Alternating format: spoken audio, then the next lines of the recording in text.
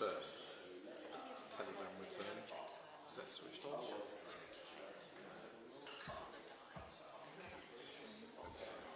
It's going to come off.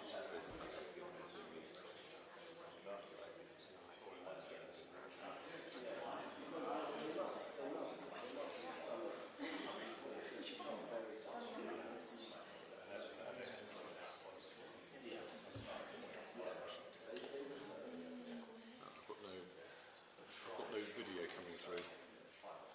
I've got no video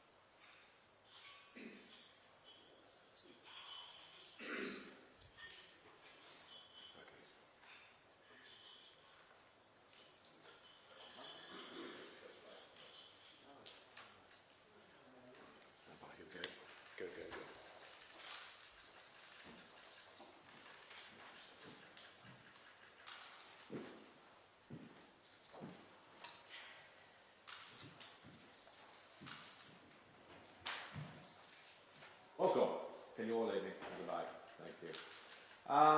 First of all, as Chairman of Reform UK, I'd like to, on behalf of the party, offer all our condolences to the families of PC Matthew Blades and PC Tom Clough, who sadly lost their lives at the weekend.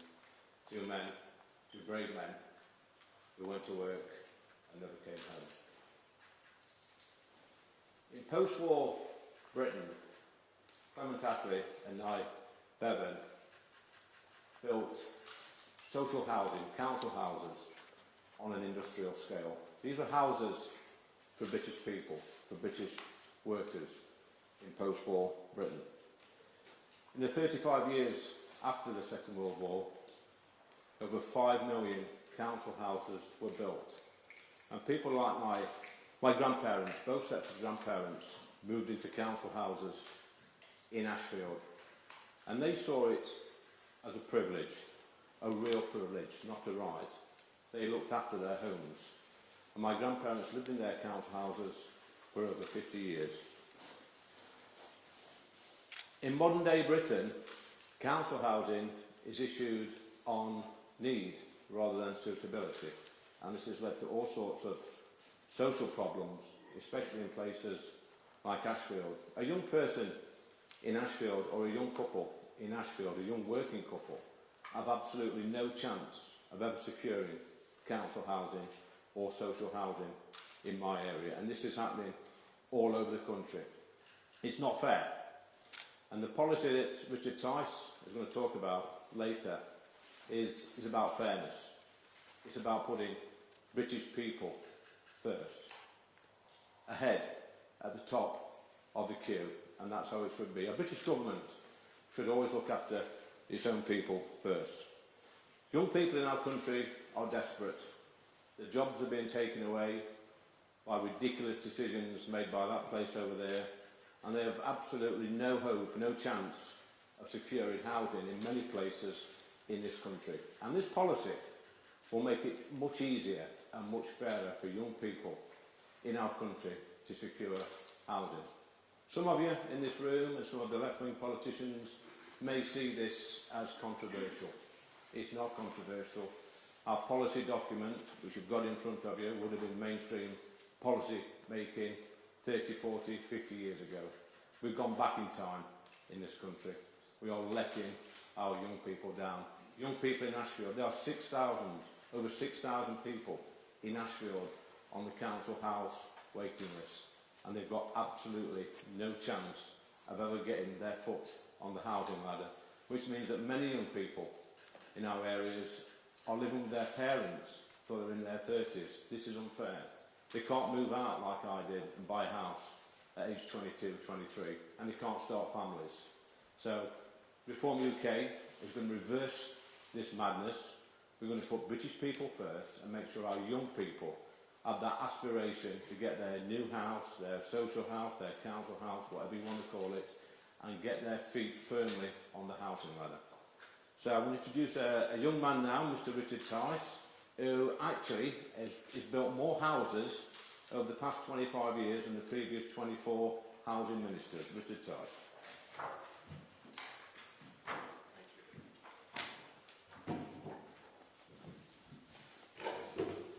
Thank you, Lee, and good morning, everybody. And it's appropriate to be here at the Royal Institute of Chartered Surveyors, an institution that's involved in valuing and telling us the cost of building homes in order to talk about the crisis in affordable social housing. The reality is that affordable social housing in this country is broken. There is a desperate, desperate shortage.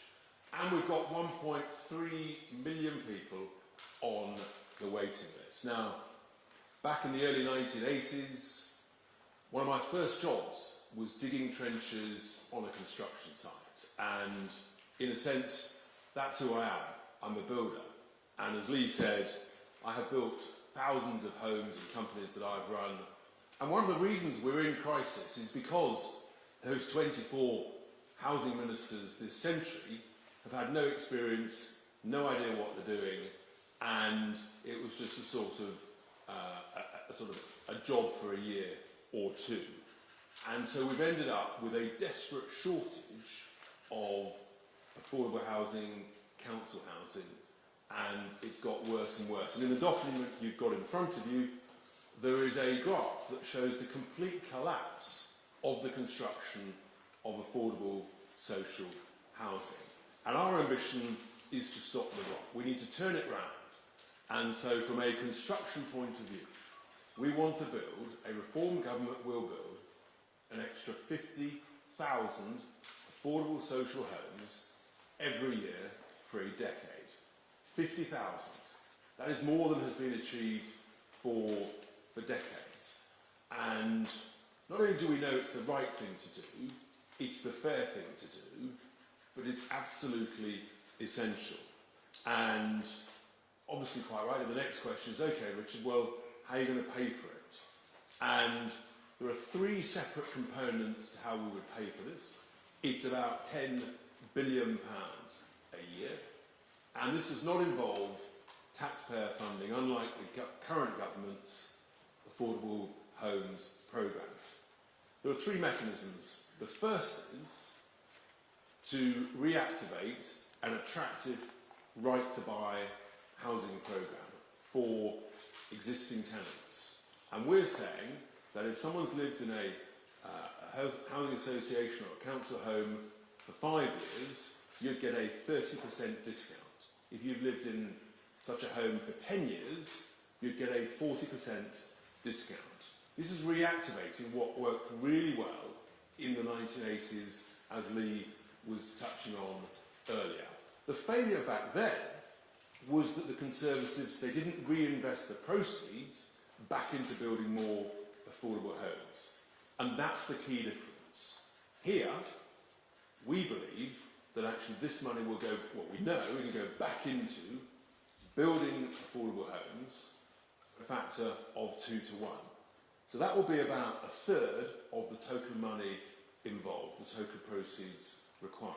The second third will be by a modest increase in the debt levels, a re-gearing of the existing housing association. So there's about a whisker under 3 million homes owned by housing associations. The top 100 own about 80% of them. But actually, their debt levels are very low, just over 20% relative to the market value of those properties subject to their existing tenancies. A modest 5 or 6% increase in those debt levels over a decade would generate over £30 billion. And that's the second third of the funding that will be required to meet this programme. And housing associations are well placed to deliver the construction of these homes because actually, in a sense, on a too small a scale, that's what they've been doing to date. They've been distracted a bit recently, but they would be well placed to deliver the bulk of these homes. The final third of how to fund this is through my proposed British Sovereign Wealth Fund, which I talked about first earlier this year, which is the reorganisation of the badly managed, underperforming local government pension schemes. The cumulative value of the LGPS, as at March 26, is £500 billion. By the time of the next general election, if that's as late as 2029, that's likely to be approaching £600 billion. A modest 5% of that, again, would yield some £30 billion, and that would be the final third of the funding of this affordable housing programme. And the combination of that, done in joint ventures, primarily using the housing associations as the delivery mechanism, along with some specialist house builders who focus on affordable housing, that's how we can get these homes built. And I just know that with people who understand construction, who understand how to set up joint ventures, who understand how to do construction finance, we can do this. Some people say it can't be done. We just don't accept that defeatist attitude. We can do it, and we must do it. It's absolutely essential to overcome the crisis we're in. The cost of building homes at the moment is far too high. One of the key reasons for that is the restrictions and obligations and extra costs of net zero on new housing. The cost of a heat pump in a new home is £15,000 more than a good old-fashioned boiler. And there are other significant costs, extra restrictions and regulations on the cost of building new homes that is not necessary. And it's having a devastating effect on the viability of new home building. House builders, literally week in, week out, they say to me, not only is the problem with the market, Richard, but the cost of new buildings, all of the restrictions, the biodiversity net gains, the nutrient neutrality, it's not helping young British workers, deserving people, get a new home. And we think, that's the most important thing. So, whilst the Labour Party talks a good game about building an affordable homes programme, the reality is they're missing all their targets by a country mile. And the Labour Party, supposedly looking after workers, are actually doing exactly the opposite. They're literally withdrawing from a right to buy programme. They're making it so restrictive, almost nobody will buy. Whereas our plans is to make a right to buy a seriously attractive policy once again. And we know historically that those who buy their own home will invest in it, they will look after it, they will be a great beacon of responsibility and exemplar on their street, in their neighbourhood, and more people will say, yeah, that's the right thing to do. Getting on the ladder, investing in your homes, and we know it works. It was a great success in the 80s and 90s. The mistake was not building more. This plan is about building, over a decade, another 500,000 affordable social homes. It's the right thing to do. The next question, of course, is, okay, having built them, actually what's the allocation process? Who is sort of first in the queue? And look, in a sense, we'd rather there wasn't a queue at all. But the reality is we've got 1.3 million people in the queue. And we're saying that the first people that one should be looking after are young British workers, under 35, young British married couples, young British veterans who've done the right thing. They've got a job, they're doing their best, working in their community, setting a fine example, because the role of the British government is actually to look after British citizens first. And we think that is the most important. With regard to the existing 540,000 approximately existing affordable social housing that is occupied by overseas nationals, we have clearly set out before that actually we don't think that is fair, and this does come down to fairness. It's not fair that young British working families, couples, individuals, veterans can't get on the housing ladder when overseas nationals have come to the UK and in a sense because of the current rules based on need rather than suitability, they've jumped ahead of the queue. And we just don't think that's right. I can't think of another country in the world where you rock up with a family and you expect the local taxpayer in that country to pay for your housing needs. We're told the whole point of immigration is because we need people to come and work. Well, the clues in the name work. It wasn't, oh, by the way, we're going to pay you to live here and pay all of your housing needs. It's simply not fair. And that's the key difference. As we talked on our policy that Robert Jenrick announced this time last week, making welfare work, there is a key focus on supporting and helping British workers, whether it's in welfare, whether it's in housing. It's the right thing to do. And that's why we believe in terms of suitability, that's where the focus should be. And of course, as I say, in an ideal world, we build more and there is not a shortage. And I'll be talking next week at our party conference. Small advert for that, tickets still available, do come. On the Thursday, at our business day, I will be launching a significant announcements with regard to planning and rating and an extra focus on brownfield development. And this is all part of making our town centres, regenerating them, rebuilding our brownfield areas that are in crisis states in so many parts of the country.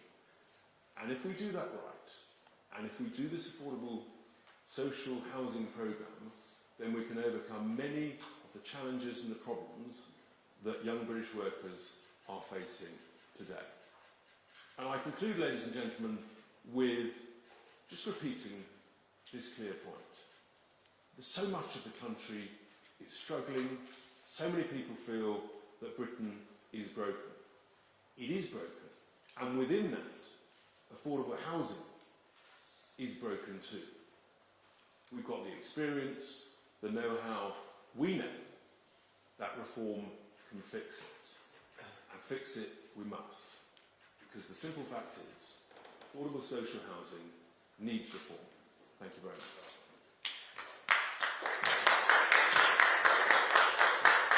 Okay. Is this working? Yep. We will now take some questions from the media. The first one on my list is Susan Hugh from the BBC. Hello, over here. Are there? Okay. You talk a lot about British-born workers. Isn't it going to be difficult to distinguish between British-born workers and other British citizens? And doesn't that rather take the power away from local authorities to make the right decisions for their area? And just on another matter, if I might, this dreadful crash on the A66 which you mentioned, do you think social media companies do need to do more to tackle some of the content on their sites? Yeah, look, Susan, dealing with your first point first, I think it's pretty clear, actually, as I said in my remarks, that the country and local authorities should be focusing on British-born citizens, and we just feel that's the right thing to do. Now, people will disagree with us. That's fine. That's part of a healthy democratic debate. But we've got the courage to say that's where the priority should start. And it's based on suitability, it's based on setting an example, it's based on being part of your community and also looking after your homes in the right way. So by British-born workers, it is setting an example, and we think it's the appropriate place to start. And look, some people will say, well, those who are here on indefinite leave to remain, who've been here a long time, we understand that, but we've got a housing crisis. And I just can't think of another country elsewhere where you just rock up and expect the local taxpayer to fund a significant part of your housing. It's just about fairness and about choices, and politics is about choices. Do you want to pick up the point about the crash? Yeah, incredibly sad news, and it happens all too often. I think you're right, the social media companies have a big role to play in this. We see the TikTok videos, we see people airing their crimes, if you like, on social media. Young men joyriding, committing crimes. We see it far too often, and I think some of the social media companies have got a lot to answer for. Once you click on these videos, it automatically saves your footprint, if you like, and immediately other the same sort of videos crop up when you're scrolling through. So they have got a huge responsibility, social media companies have. They are encouraging, I think, sometimes this sort of behaviour, making it almost fashionable, and it's not. It ends up with horrific consequences. But I'll just touch on what Richard said previously about social housing, council housing.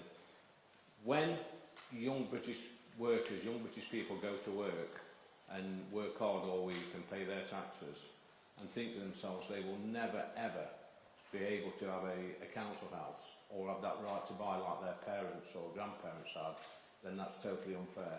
That's wrong, and we're going to right that wrong. Next one is Keith Bayes, GB News. Keith Bayes, GB News. Under your proposals, what happens to the child of a British soldier born overseas? Would they go to the back of the housing queue? More broadly, Labour has said your policy is unserious and unworkable. Is it? And if foreign nationals are to be evicted from social housing, as you previously said, where do you expect them to go? Thank you. So picking up your first point with regard to British children born overseas, for example, if servicemen, they would be also at the front of the queue, along with young British workers. And, sorry, the second part of your question with regard to the Labour Party, I mean, come on, seriously? The reality is, this Labour government, we talk about serious, they've set a big ambitious target. They'll be lucky to get to half of that. And I'm just going to put my track record out there. Yeah. I've built thousands of homes. How many has Angela built? She bought a council house. She made a lot of profit. So there's a massive difference. This is workable, it's doable, and I've shown how it's fundable. And it's set out in the document. And I think this is of a scale and ambition that we haven't seen for many, many years. So in terms of serious, yeah, I'm deadly serious. Ben Block, Sky News. Good morning. Ben Block, Sky News. You say you're going to designate marriage as a core allocation factor in social housing. It's nicely bolded in your document here. So what we wanted to ask is, sort of, what's your message to single parents? Are they less worthy of help than a married couple with children, for example? And just if I may, we haven't seen Nigel Farage in a few days since his big win in Clapton. Is he sort of well rested? Are we going to see him quite soon? So, look, with regard to marriage, marriage is a great thing. And in a sense, when people get married, we all hope that it's going to be for life. Sometimes it is, and sometimes it doesn't work out. But I don't think it's wrong to be ambitious and to promote marriage. And that's that's the right thing to do in our judgment. So that's why we've made that decision. But with regard to Nigel, he's on great form. But on the one hand, you complain that it's a one-man band when Nigel's hit, and then you complain when he's not hit. So we can't win. But you've got the chairman here, you've got the deputy leader here, you've got a serious policy, and you've heard from Robert last week, you've heard from Suella, and what that shows is we've got a broad team covering a range of really important issues: welfare, apprenticeships, construction, building homes. To repeat the previous point, we're deadly serious. Talk about some single parents. What's your message to them? Yeah, look, I mean, in a sense, young British single parents will also be right at the head of the queue, as opposed to those from overseas. That's where we're at. And let's not forget veterans. British veterans who've served their country, done the right thing. Again, we have a scandal in this country where too many of them are being allowed to fall through the cracks. And we need to do much, much better. And one of the key things we constantly hear about is the lack of housing for veterans. And one of the opportunities, which we talk about in various places, is actually veterans' villages. And I was just with some veterans actually just at the weekend. And I think we all underestimate the devastating effect that service can have on those who serve this country, and the importance that we look after them better, as we see elsewhere, for example, in the United States. I think we have another scandal as well, Richard, in this country, in that British couples are not having as many children as they used to. And this, I firmly believe, and I know Richard does, that this new housing policy, if we can get young British workers into housing, they're more likely to start a family and end this scandal. And it is a scandal. I see it in my own village, where my own school now has got school places spare, and they're really struggling through the pupil premium to keep that school properly funded. We need more babies in this country. We need more children. And this new policy, when we get in government, will encourage young couples to have more children. I'm absolutely convinced on that note. Next one is Carrie Davis, ITV.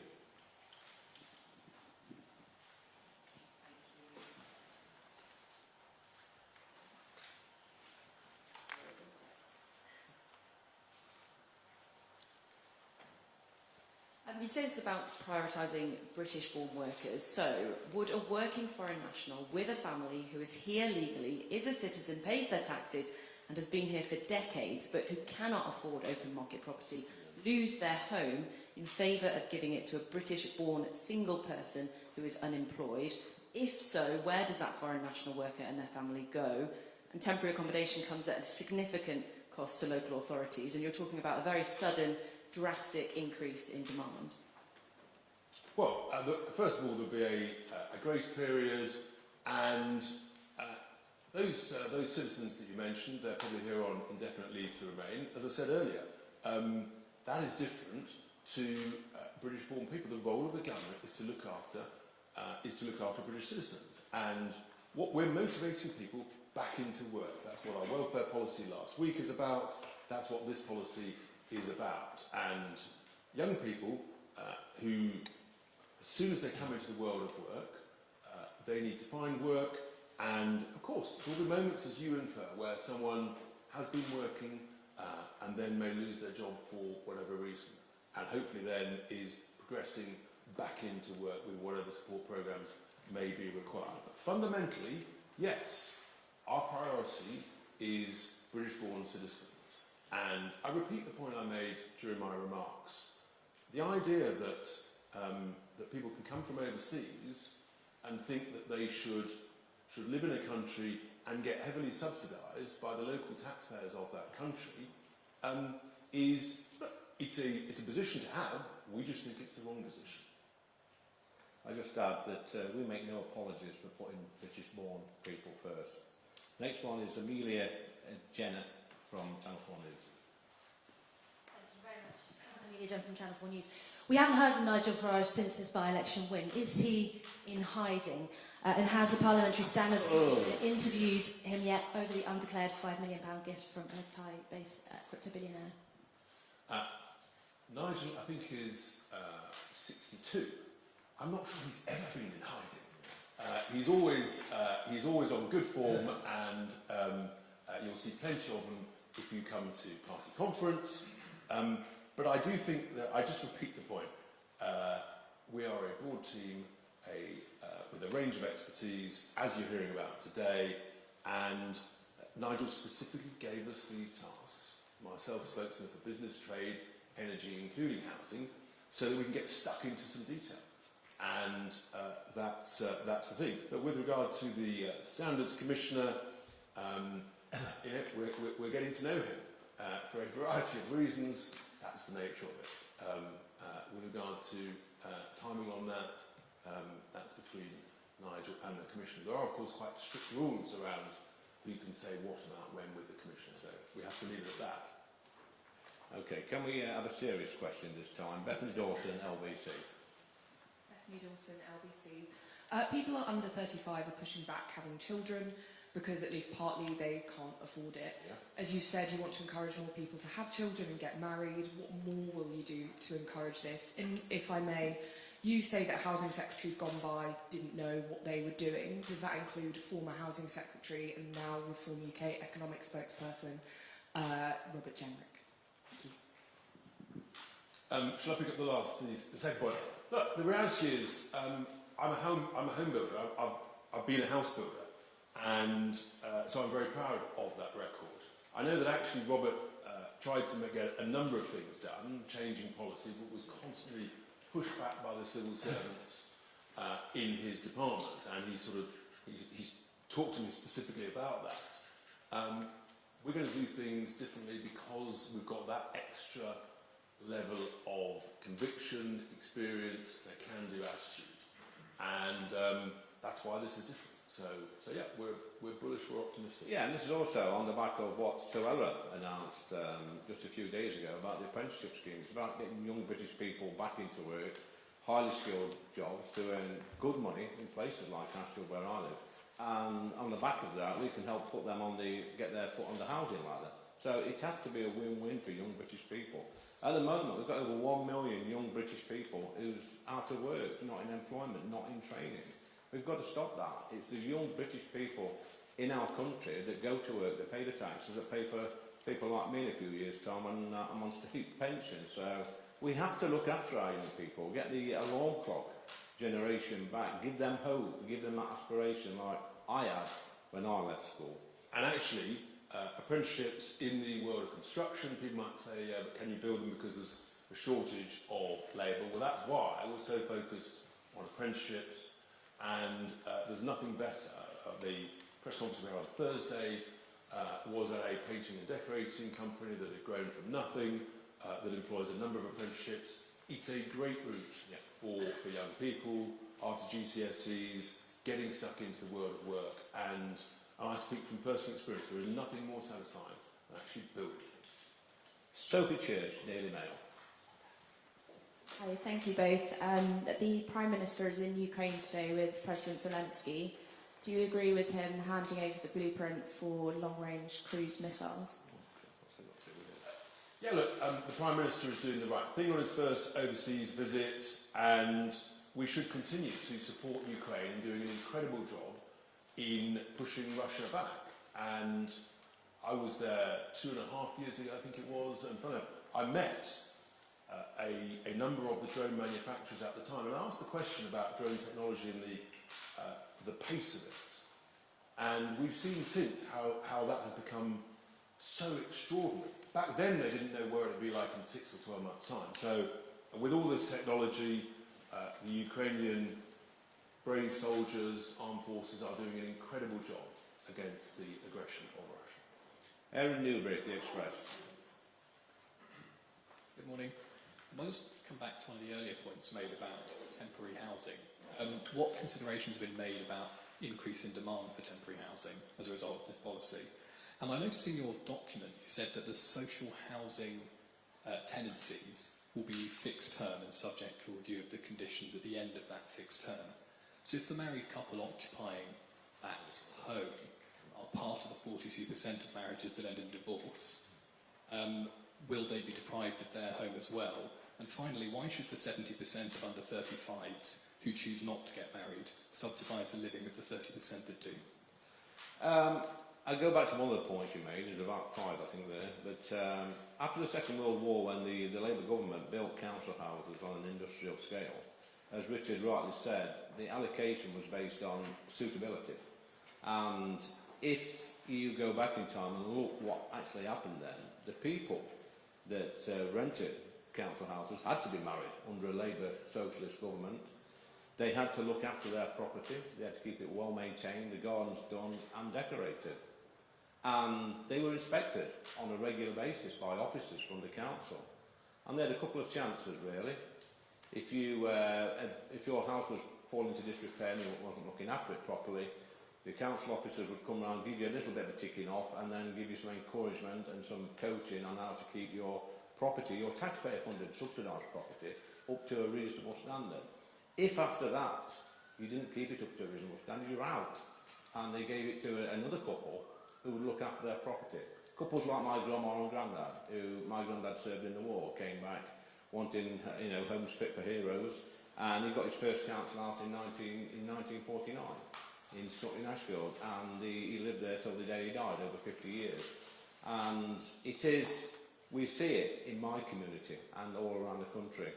Older people that can remember when council houses were distributed or allocated on suitability, they looked after their properties, and they should look after them because we all pay for them. Yeah. And it is right. There should be a reward for looking after property properly and setting a good example. It's how communities build and develop and knit together. So we're absolutely rock solid behind that. Okay, next one is Tom Scottson, The Sun. Thank you both. Just on the married couples question, how would a council determine whether a marriage is genuine, for example, and is this part of a policy you're announcing that's encouraging people to get married? And a second one, if I may, this is on Lee's point right at the start. It was on social media and TikTok, encouraging people to drive the wrong way in these dangerous driving. What would reform do to kind of discourage this sort of behaviour from social media companies? Would it slap large fines or potentially ban operations within the country? I think personally, and this is not reform policy yet, but personally I think the only way you can stop these social media companies from allowing these outrageous posts to be put on their platforms is huge fines. I think there's a case going off in America at the moment, in the social media case, where families are taking, I think it's Facebook, Meta, to court over this type of thing. So the only way you're going to stop it is by hitting them, I believe, strongly in the pocket. Yeah, look, with regard to marriage is a great thing. I'm getting married later this year. Again, thank you. We're going to be optimistic that the marriages are genuine. I think that's the right thing to do. We're a party of optimists, a party of hope. So that's our thought on that. Yeah. Where have we got to now? Financial Times, David Shepherd. Hi, David Shepherd from the Financial Times. On the funding through the local government pension funds, what would you say to people whose pensions and retirement is heavily linked to these funds about having potentially 5% of all those assets invested in a as yet unproven scheme? Yeah, so what I have said before, and I'll say again at conference, is these local government pension funds, there's 97 of them, they're all defined benefits. The better they perform and the lower the cost of running those funds, then the benefit of that accrues to the council taxpayer. They're being badly managed, they're being overcharged by about £2 billion a year by vested interests of city investment managers that read your newspaper, and I'm calling time on this. It's a rip-off, and I'm sick and tired of it. And actually, when you go to all of the regions of these funds, local taxpayers want more affordable social housing in their area. So I think they would hugely support that. And if they're well built, if they're well managed, then it can be a great asset for the British Sovereign Wealth Fund to be invested in. And I'll just make this point.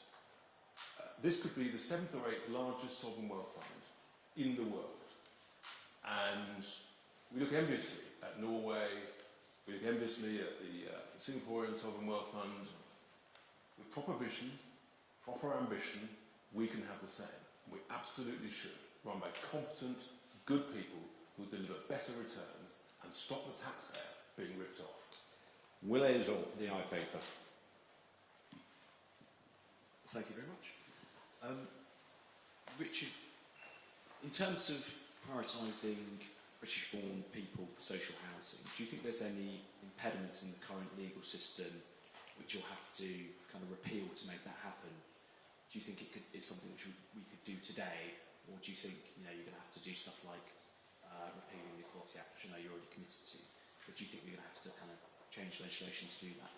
If I could just ask one other question. You'll both know there's been some criticism in recent days of Zia Yusuf, including from people within the Reform Party. People think that comments like calling Ben Wallace a traitor, a person who served in Northern Ireland, was not a good look for the party. Do you think he should perhaps be spending a little less time on social media? Look, with regard to the first point about priorities, yes, there are some technicalities around the Human Rights Act and the Equalities Act, but as you know, we have committed to repeal the Human Rights Act. The Equalities Act, well-intentioned, has actually taken us into the wrong place. So there is some change within that, but equally there's much that can be done and that should be done currently, and the current rules are not being properly applied by many of the housing authorities and the association. So that's the point of that. Look, with regard to Zia, we're all passionate. Zia's passionate, and we all frankly are furious at how the previous Conservative government, they let us all down, because they said they were going to reduce immigration numbers.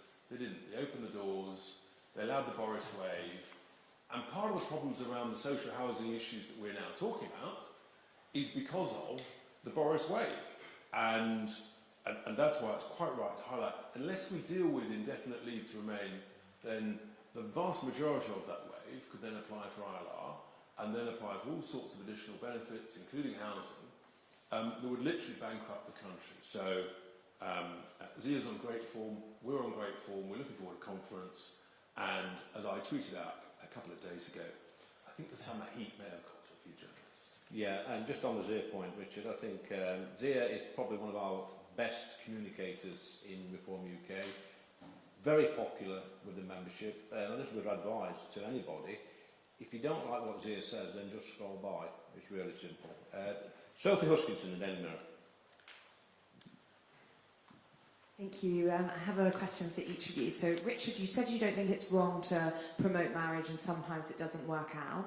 Under your plans, will victims of domestic abuse who maybe have to escape an abusive marriage, or people whose husband or wife dies, be protected, or will they go to the back of the queue because they're no longer married?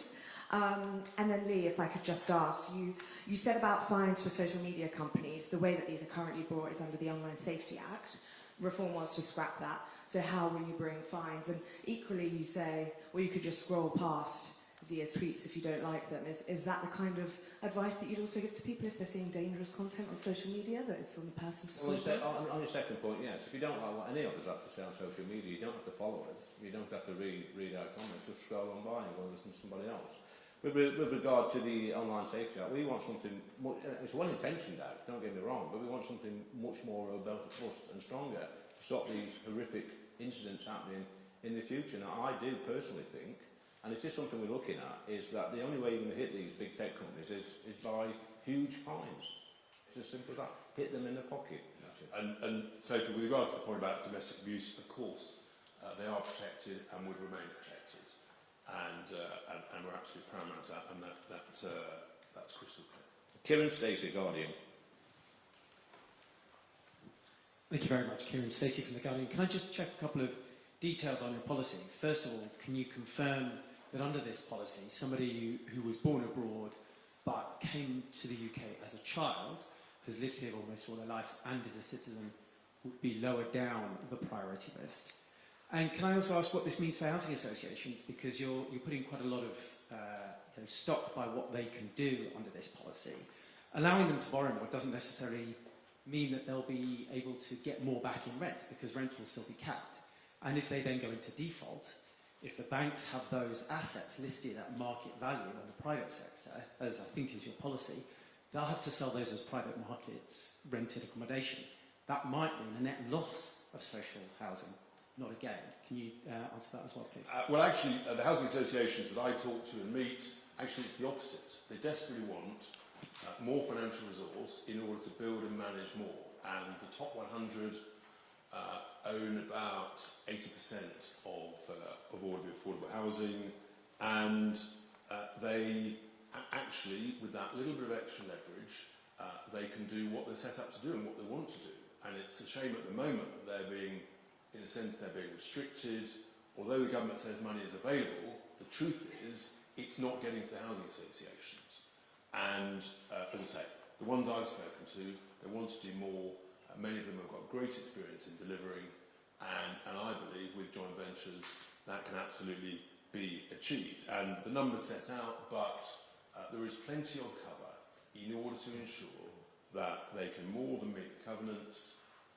There is very modest leverage at the moment, and with just a modest increase, this is the right thing to do. So we're very confident that it works, and that it will lead to these homes being built. And as you'll hear from me next week, the more of those that are built on brownfield sites, rebuilding, regenerating, re-energising our town centres, the better. And on your first point, yeah, I'll just go back to what we both previously said. We have no problem in putting British-born people first. Next question, Amy Gibbons, Telegraph. Thank you very much. Just 2 points of clarification quickly. You've said you would prioritise married couples. Can I ask what would happen to people in civil partnerships? Would they also qualify for priority access? And on what you both said a moment ago about requiring people to keep their properties well maintained, what do you mean by keeping gardens presentable? Will people be kicked out of social housing if they don't mow their lawn, for example? And then very briefly on a different topic, can I ask whether you think taxpayers should fund Harry and Meghan's security when they return to the UK, as Labour MPs have suggested? I'll go back to the talking about social housing in disrepair or not being looked after properly. What is wrong with expecting people who live in subsidised housing, paid for, subsidised by the hard-working British taxpayer? What is wrong with expecting them to keep their house to a reasonable standard. We see it on the new house builds now, where probably 10% of the new houses are given to housing associations. And it is a big problem for me in my community when they don't allocate these houses on a sensitive let. We see all sorts of people moving into these brand new houses and creating mayhem and disturbances on these brand new housing estates. And the hard-working British taxpayer, the alarm clock people who get up at 5 or 6 o'clock in the morning, go to work and see the house next door with 4 foot of weeds, dustbin not been emptied for 3 weeks and a waft of weed coming out the window. It's not acceptable. They expect their taxes to go to decent people who's prepared to get up in the morning. Richard? Yeah, with regard to civil partnerships, of course those would qualify as well. And with regard to Harry and Meghan, frankly, we've all got better and more important things to worry about, which is, for example, building these homes. So that's what we're interested in. Final question. Daisy Eastlake, The Times. Thank you. Daisy Eastlake from The Times. Can I ask, what would happen to a family where one parent is British but the other is, say, on indefinite leave to remain and they have 2 British-born children? Where would they fall in the housing queue? And how do you avoid punishing, a British person who marries somebody from abroad and has children and sets that life up? And just a last one on temporary accommodation, as was mentioned earlier. If people who are at risk of, or who are out of work are at the bottom of the social housing queue, there's a much higher chance that they will be put into temporary accommodation because councils have a legal responsibility to house these people. Temporary accommodation is often twice the price. What do you think should be done about that? Should councils be legally required to house these people for a much more expensive rate? So with regard to your first question, they qualify alongside. With regard to the second point, do you want to pick up the... Yeah, well, your second point was about... can you just repeat your second point? Yeah, temporary accommodation, which is often much more expensive than social housing. Councils are legally required to house people who are at risk of homelessness. No, they're not. They're only legally required to put people in temporary accommodation who are in priority need.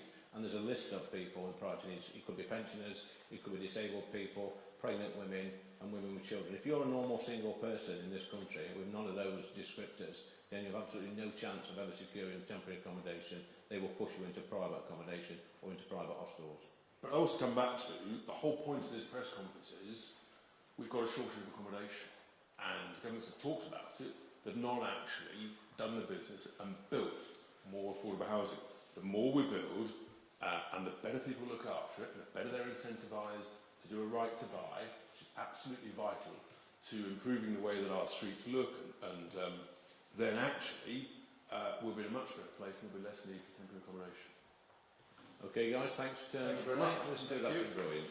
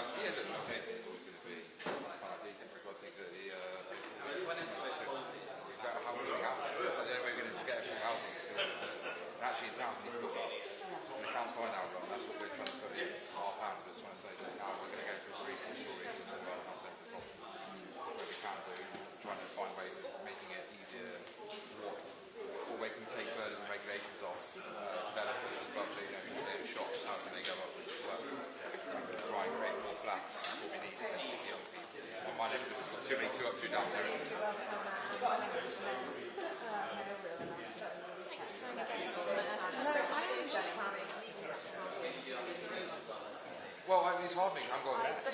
So I don't, so actually what I get annoyed about it, when we talk about mayoral areas, well, about an actually, I'm written down saying I don't want LGR as a organisation, but I will absolutely take the mayor tomorrow. And no one can buy it. Like,